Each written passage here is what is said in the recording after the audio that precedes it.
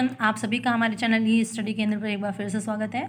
आज हम फिर से होम साइंस का पीजी का तैयारी का एक और टेस्ट सीरीज़ लेकर हाजिर हैं। इस टेस्ट सीरीज़ के माध्यम से हम लोग जो 2024 में आपका CUET पीजी का होम साइंस का जो एग्ज़ाम होने वाला है उसका प्रिपरेशन करेंगे। हमने इस टेस्ट सीरीज़ में महत्वपूर्ण प्रश्नों को लिया है जो आपके परीक्षा में महत्वपूर्ण भूमिका निभाएंगे और ये आपके होम साइंस से रिलेटेड जितनी भी परीक्षाएँ होने वाली हैं, चाहे आप TGT PGT का फॉर्म भरे हो या फिर नेट की प्रिपरेशन कर रहे हो, साथ ही साथ जो BEd ह्यूमैनिटीज़ का जो पेपर होता है उसमें भी होम साइंस के प्रश्न आते हैं, तो सब इसी से संबंधित हैं। तो आप इनकी भी इन सभी परीक्षाओं की भी प्रिपरेशन इस टेस्ट सीरीज़ के माध्यम से कर सकते हैं।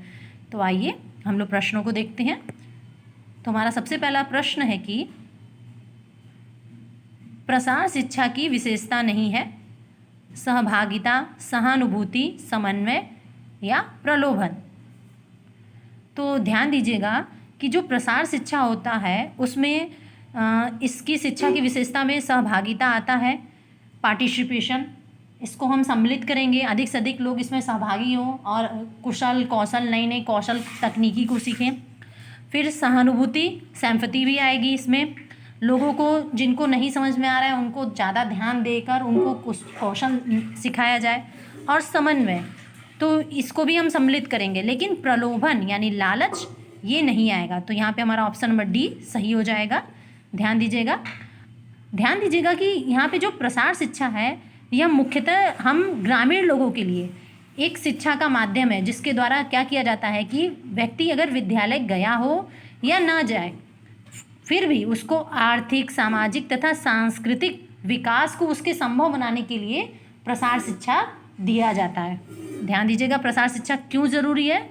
तो व्यक्ति विद्यालय गया हो या ना गया हो, लेकिन उस व्यक्ति के विकास में आर्थिक, सामाजिक एवं सांस्कृतिक भूमिका निभाने के लिए प्रसार शिक्षा ज़रूरी है। नेक्स्ट प्रश्न देखिए। प्रश्न है हमारा कि प्रसार की नई विधियों, तकनीक, तथ्यों आदि को ग्रामीण तक पहुंचाने में सबसे महत्वपूर्ण भूमिका होती है। किसकी महत्वपूर्ण भूमिका होती है कि गांव-गांव तक जो प्रसार की नई नई विधियां आती हैं, तकनीक आते हैं, तथ्य आते हैं, उनको पहुंचाने का। तो हेल्थ गाइड का, हेल्थ एक्सटेंशन का, एक्सटेंशन वर्कर का या फिर एक्सटेंशन ऑफिसर का, कौन है जो सभी चीज़ों को पहुँचाता है गाँव के लोगों तक? तो ध्यान दीजिएगा, यहाँ पे हमारा ऑप्शन नंबर 3 सही हो जाएगा। जो एक्सटेंशन वर्कर होते हैं ये प्रसार की जो नई विधियाँ आती हैं, तकनीक आते हैं, तथ्य आते हैं, उन सभी को ग्रामीण तक पहुँचाने में महत्वपूर्ण भूमिका निभाते हैं। और एक बात आप ध्यान दीजिएगा कि ये अक्सर एग्जाम में पूछा गया प्रश्न है कि जो प्रसार शिक्षा है इसका जनक किसे माना जाता है? तो ध्यान रखिएगा, जो पॉल लीगन थे इनको प्रसार शिक्षा का जनक माना जाता है। और इन्होंने क्या कहा कि इन्होंने बताया कि जो प्रसार शिक्षा है एक व्यवहारिक और सामाजिक विज्ञान है। व्यवहारिक और सामाजिक विज्ञान है कि मतलब कि अगर हमने कुछ नया सीखा, कुछ नया जाना, तो उसे दूसरे लोगों को सिखाएं, दूसरे लोगों तक पहुंचाएं, ताकि अधिक से अधिक लोग उसको जान सकें। आइए नेक्स्ट प्रश्न को देखते हैं। प्रश्न नंबर 3 है हमारा कि पंचायती राज व्यवस्था की विशेषता है उच्च स्तर से निम्न स्तर, निम्न स्तर से उच्च स्तर, परागामी स्तर पहुंच या फिर B और C दोनों। तो यहाँ पे ध्यान दीजिएगा, यहाँ पे ऑप्शन नंबर 2 हमारा सही हो जाएगा। निम्न स्तर से उच्च स्तर यानी low levels to high level, यानी सबसे पहले क्या आता है? ग्राम आता है, फिर ब्लॉक आता है और फिर जिला आता है।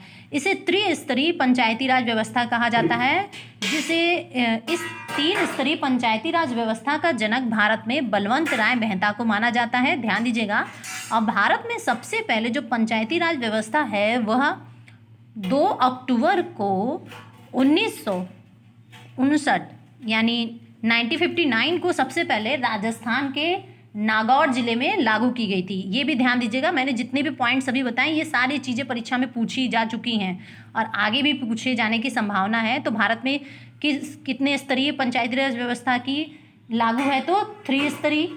3 स्तर पे पंचायती राज व्यवस्था लागू है, ग्राम, ब्लॉक, जिला, याद रखिएगा। और सबसे पहले कहाँ लागू हुआ था? तो राजस्थान के नागौर में। कब लागू हुआ था? तो 2 अक्टूबर 1959 को। आइए नेक्स्ट प्रश्न देखते हैं। हमारा प्रश्न है कि बच्चों के लिए दंत सूत्र है। दंत सूत्र का मतलब यहाँ पे ध्यान दीजिएगा कि बच्चों के जो मुंह में दांत होते हैं वो किस आधार पे होते हैं। जैसे आप लोगों को पता होगा कि दांत जो होते हैं 4 प्रकार के होते हैं, इंसीजर, केनाइन, प्री मोलर और मोलर। तो उनको किस लय में, किस फॉर्मेट में हमारे मुंह में, बच्चों के मुंह में होते हैं। तो ध्यान दीजिएगा इसमें कौन सा ऑप्शन सही हो जाएगा। तो यहाँ पे हमारा ऑप्शन नंबर जो है 2 सही हो जाएगा कि जो बच्चों के मुंह में जो दांत होते हैं वो 2, यहाँ पे 2 क्या है? तो ध्यान दीजिएगा 2 जो होता है इंसीजर हो जाएगा। 1 क्या है? तो 1 हो जाए केनाइन हो जाता है बच्चों के मुंह में। और ध्यान दीजिएगा बच्चों के मुंह में एक दांत जो होता है वो मिसिंग होता है। तो वो कौन सा दांत होता है जो बच्चों के मुंह में नहीं पाया जाता है? तो प्री मोलर, ये 0 है। और 2 जो है मोलर दांत 2 होते हैं, यानी कि बच्चों के मुंह में 2 इंसीजर होते हैं। 1 क्या होगा? केनाइन होता है। प्री मोलर नहीं होता है इसीलिए 0। और जो मोलर है ये आपके 2 होते हैं। और अगर यही जो डेंटल फार्मूला फॉर चाइल्ड है, ये चाइल्ड के लिए, अगर यही आपके यंग लोगों के लिए पूछे तो आप ध्यान दीजिएगा कि उनके लिए क्या होता है? 2 1 2 3 होता है। ध्यान रखिएगा 2 1 2 3, यानी बड़े लोगों के मुंह में कितने? तो 2 जो होता है इंसीजर होता है, 1 केनाइन होता है, 2 क्या होता है? प्री मोलर, और 3 जो होते हैं मोलर होते हैं। तो इनको आप याद रख सकते हैं। तो यहाँ पे हमारा ऑप्शन नंबर 2 सही है। आइए नेक्स्ट प्रश्न को देखते हैं। प्रश्न है हमारा कि भोजन योजना किसके लिए महत्वपूर्ण है? आहार में विविधता के लिए, संसाधनों का कुशल उपयोग के लिए, खाद्य बजट की योजना के लिए, या फिर पोषण संबंधी पर्याप्तता के लिए। तो ध्यान दीजिएगा ये जो प्रश्न है इसमें हमारा ऑप्शन दिया हुआ है कि कौन कौन सा ऑप्शन हमारा सही हो जाएगा। तो ध्यान दीजिएगा जो हमारा यहाँ पे जो प्रश्न है कि भोजन योजना किसके लिए महत्वपूर्ण है, तो आहार में विविधता के लिए। तो ये भी सही है कि हम विभिन्न प्रकार के आहारों को ले सकें, इसीलिए भोजन योजना बनाना जरूरी है। फिर संसाधनों का कुशल उपयोग, ये भी सही है। हमारे पास क्या क्या चीज़ अवेलेबल है उसके आधार पे हम कौन सा भोजन बना रहे हैं और हम अपने न्यूट्रिशन के आवश्यकता को पूरा कर पा रहे हैं कि नहीं, ये भी ज़रूरी है। फिर खाद्य बजट की योजना, प्रत्येक व्यक्ति जो है भोजन में उसको कौन कौन से पोषक तत्व लेना है और किस आधार पे, अपने बजट के आधार पे ही वो ले पाता है, तो बजट भी बनाना जरूरी है। और पोषण संबंधी पर्याप्तता, सबको न्यूट्रिशन के भी ध्यान में रखना है कि उसको पर्याप्त रूप से सारे न्यूट्रिशन मिलता रहे, चाहे वो सस्ती चीज़ों का उपभोग करे या फिर महंगी चीज़ों का, लेकिन उसकी न्यूट्रिशन की जो पूर्ति है वो होनी चाहिए। तो यहाँ पे हमारा क्या हो जाएगा? ये चारों जो ऑप्शन है ये सही हो जाएंगे, तो सभी हो जाएगा। तो यहाँ पे ऑल ऑफ अबोव, यानी ऑप्शन नंबर डी हमारा सही हो जाएगा। ध्यान रखिएगा। तो वीडियो अगर अच्छा लगे तो लाइक ज़रूर से करिएगा, और अगर आपने अभी तक भी हमारे चैनल को सब्सक्राइब नहीं किया है तो सब्सक्राइब कर लें। अब हम लगातार आपकी 2024 होम साइंस पीजी और यूजी की भी प्रिपरेशन हम लोग करवाते हैं, तो साथ ही साथ आपका ह्यूमैनिटीज़ बीएड का भी प्रिपरेशन इसके साथ होता रहेगा। तो चैनल को सब्सक्राइब कर दें। आइए नेक्स्ट प्रश्न को देखते हैं। प्रश्न है कि विटामिन सी की कमी से कोलेजन प्रोटीन की संरचना बिगड़ जाती है। यहाँ पे कथन उपकथन से संबंधित प्रश्न है। तो पहला कथन हमारा कह रहा है कि विटामिन सी की कमी से कोलेजन प्रोटीन की संरचना बिगड़ जाती है। और फिर दूसरा हमारा कथन कह रहा है कि ज़्यादातर विटामिन्स कोएंजाइम होते हैं। तो ध्यान दीजिएगा कि यहाँ पे कथन 1 जो है ये सही है कि विटामिन सी की कमी से कोलेजन प्रोटीन की संरचना बिगड़ जाती है। और फिर यहाँ पे कथन नंबर जो 2 है ये भी सही है कि ज़्यादातर जो विटामिन्स होते हैं ये कोएंजाइम होते हैं। तो यहाँ पे ऑप्शन नंबर हमारा 1 सही हो जाएगा। दोनों कथन सही हैं। ध्यान दीजिएगा, जो कोएंजाइम होते हैं वो गैर प्रोटीन कार्बनिक अणु होते हैं जो जो एंजाइम के उत्प्रेरण को सुविधाजनक बनाते हैं। एंजाइम क्या होते हैं? तो एंजाइम प्रोटीन होते हैं और ये क्या करते हैं, एंजाइम के जो कोएंजाइम जो होते हैं, एंजाइम के जो कार्य होते हैं उसको और सरलतापूर्वक संपादन करने में और अच्छे से उसकी हेल्प करते हैं, ताकि उनके जो वर्क है वो और सिंपल सरल तरीके से हो जाए। आइए नेक्स्ट प्रश्न देखते हैं। प्रश्न है हमारा कि निम्नलिखित में से किसे खाना पकाने की नमताप विधियां माना जाता है? इसमें से क्या है जो खाना पकाने की नमताप विधि है? सेकना, उबालना, स्टेइंग या फिर भाप से पकाना। तो ध्यान दीजिएगा, इसमें हम लोग किन किन को यहाँ पे ऑप्शन दिया हुआ है। तो इसमें हम खाना पकाने की नमताप विधि में यहाँ पे हम उबालने को भी शामिल करेंगे, स्टेइंग को भी शामिल करेंगे और भाप से पकाना भी सम्मिलित करेंगे। तो यहाँ पे हमारा ऑप्शन नंबर जो है डी सही हो जाएगा। याद रखिएगा कि भोजन पकाने की 3 मुख्य विधियाँ हैं। इसमें हवा के माध्यम से पकाया जाता है, भाप के माध्यम से भोजन को पकाया जाता है और तीसरा जो होता है तेल के माध्यम से पकाना, भोजन को पकाना। यानी पहला हम मान सकते हैं हवा के माध्यम से, दूसरा भाप के माध्यम से पकाना और तीसरा तेल के माध्यम से पकाना। तो 3 तरह से भोजन को पकाया जाता है। आइए नेक्स्ट प्रश्न को देखते हैं। नेक्स्ट प्रश्न है हमारा कि निम्नलिखित अनाजों में से किस में प्रतिगामी स्टार्च होता है? प्रतिगामी स्टार्च, तो यहाँ पे हमारा कच्चा चावल है, ब्राउन चावल है, उबले हुए चावल है या फिर भिगोया हुआ चावल। इसमें से किस में प्रतिगामी स्टार्च होगा? तो याद रखिएगा, यहाँ पे हमारा ऑप्शन नंबर सी सही हो जाएगा। उबले हुए चावल में प्रतिगामी स्टार्च होता है। इसमें ये प्रश्न भी एग्जाम में कई बार पूछा हुआ है, तो याद रखिएगा। आइए नेक्स्ट प्रश्न को देखते हैं। प्रश्न है कि निम्नलिखित अनाजों में से किस में कैल्शियम की मात्रा सबसे अधिक होती है? अब किस अनाज में कैल्शियम सबसे ज़्यादा पाया जाता है? चावल में, मक्का में, ज्वार में या फिर फिगर बाजरा यानी रागी, यहाँ बाजरा होगा। तो ध्यान दीजिएगा, यहाँ पे हमारा ऑप्शन नंबर डी सही हो जाएगा। फिंगर बाजरा यानी जिसे रागी कहा जाता है, इसमें जो कैल्शियम की मात्रा जो है सबसे अधिक होती है। हमारा क्वेश्चन नंबर 10 है, निम्नलिखित में से बी वाला फाइबर रेशा कौन सा है? यहाँ पे ध्यान दीजिएगा, बी नहीं होगा, यहाँ पे बीज हो जाएगा। बीज वाला रेशा कौन सा है? कपास, कपोक, हेम्प या फिर ए एंड बी बोथ क्या हो जाएगा? तो ध्यान दीजिएगा, यहाँ पे हमारा ऑप्शन नंबर जो है डी सही हो जाएगा। यानी कपास और कपोक ये दोनों जो है ये क्या है? बीज वाले फाइबर हैं। जो कपोक फाइबर है को सीबा, ध्यान दीजिएगा, जो कपोक फाइबर है उसको सीबा तथा जावा कॉटन फाइबर भी कहा जाता है।